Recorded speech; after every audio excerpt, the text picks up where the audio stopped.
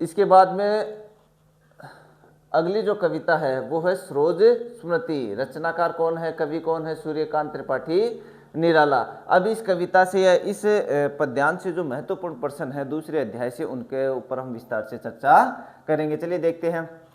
निराला ने 1916 ईस्वी में कौन सी प्रसिद्ध कविता लिखी? जूही की कली, झरना, पल्लव, भिक्षुक। तो 1916 में जो निराला है उन्होंने जूही की कली कविता जो है वो लिखी। यह इनकी एक प्रसिद्ध कविता थी। तो उत्तर ऐसे ही रहेगा।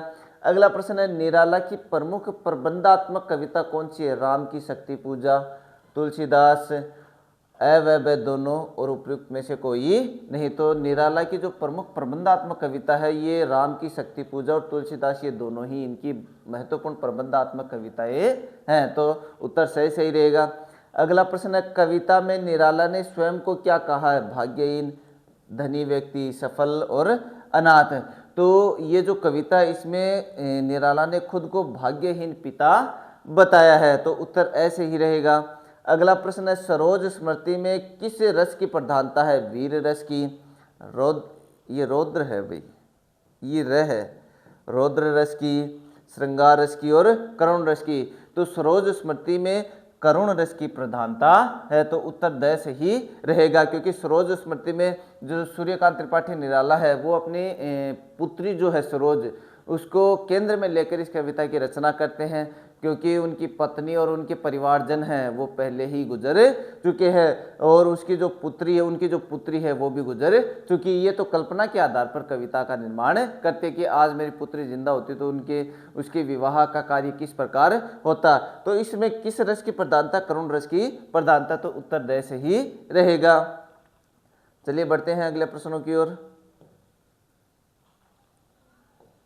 अगला प्रश्न है, निराला ने सरोज के रूप में किसे प्रतिस्थापित किया?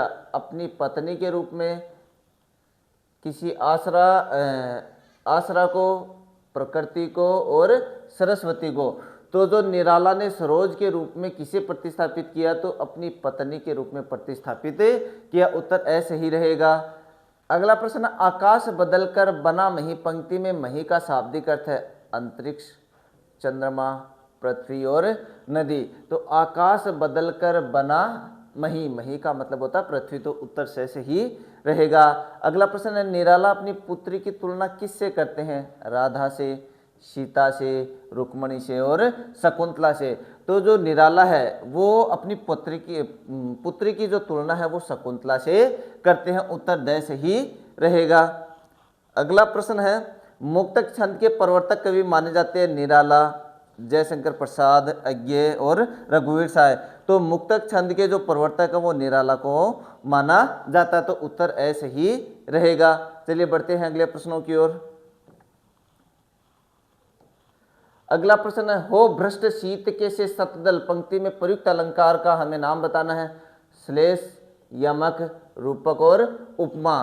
तो हो भ्रष्ट शीत के से सतदल यानी कि तुलना की जा रही है। तो तुलना की जा रही है तो कौन सा अलंकार होगा? उपमा अलंकार होगा। जब उपमेय की उपमान से तुलना की जाती है वहां कौन सा अलंकार होता है? उपमा अलंकार होता है। उत्तर द से ही रहेगा। अगला प्रश्न, कवि निराला अपनी पुत्री का तर्पण करते हैं जल अर्पित करके, गत कर्मों को अर्पित करके। उत्तर ब से ही रहेगा, क्योंकि एक जगह कहते भी कि गत कर्मों को अर्पित करता हूं तर्पण है। तो उत्तर कौन सा रहेगा? उत्तर ब से ही रहेगा।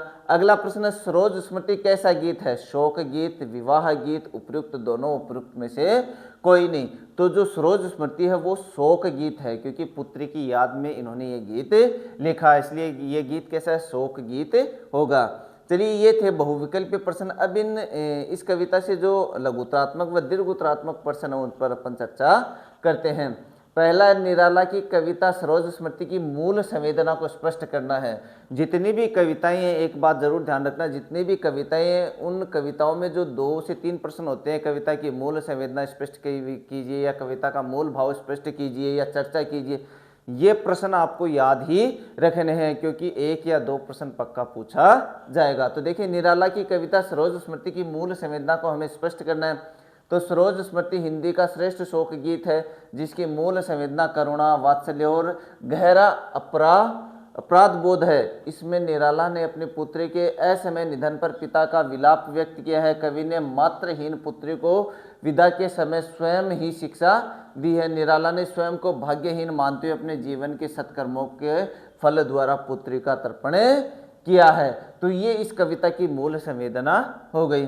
अगला प्रश्न है, आकाश बदलकर बना मही में आकाश और मही शब्द किन की ओर संकेत कर रहे हैं? तो आकाश निराला की दिवंगत पत्नी की ओर संकेत करता है तथा मही पृथ्वी निराला की पुत्री सरोज की ओर संकेत करता है। अपनी पुत्री को देखकर उन्हें ऐसा लगता है कि मानो माता का वह अलौकिक सौंदर्य और गुण पुत्री सरोज के रूप में धरती पर पुनः अवतरित हो गया है। तो देखिए, आकाश निराला की दिवंगत पत्नी की ओर संकेत करता तथा मही जो पृथ्वी है वो पुत्री सरोज की ओर संकेत करता है। तो ये इस प्रकार इनकी तुलना की गई है या उपमा दी गई है। चलिए बढ़ते हैं अगले प्रश्नों की ओर। अगला प्रश्न है, दुख ही जीवन की कथा रही, क्या कहूं आज जो नहीं कही। उपयुक्त पंक्तियों के आधार पर कवि के हृदय की पीड़ा का हमें वर्णन करना है। तो कवि निराला के स्वजनों का एक एक करके निधन हो गया था। अंत में पुत्री सरोज के निधन ने उनको अंदर तक झकझोर दिया था। इस प्रकार निराला ने दुख एवं मृत्यु का प्रत्यक्ष साक्षात्कार किया था। इसलिए उस दुख गाथा को इस कहानी में गाया है कि जिसको आज तक किसी से नहीं कहा। इन पंक्तियों में कवि की गहरी वेदना छिपी है जिसे शब्दों द्वारा व्यक्त नहीं किया जा सकता है। अगला प्रश्न है, चलिए ऊपर कर लेते हैं थोड़ा सा। अगला प्रश्न है, सरोज का विवाह अन्य विवाहों से किस प्रकार भिन्न था। सरोज का विवाह एक सामान्य विवाह था, उसमें किसी प्रकार का आंतरिक व बाह्य प्रदर्शन नहीं था। वह विवाह में निराला ने किसी को निमंत्रण नहीं भेजा था, केवल कुछ स्वजन ही विवाह में उपस्थित थे। विवाह के समय गाए जाने वाले गीत भी नहीं गाए गए थे। शांत एवं प्यारा सा मौन सा वातावरण था। नववधू को माँ द्वारा दी जाने वाली कुल शिक्षा पिता ने ही दी और पुष्प सेज भी स्वयं निराला ने ही सजाई। इस प्रकार सरोज का विवाह अन्य विवाहों से भिन्न था। चलिए बढ़ते हैं अगले प्रश्नों की ओर।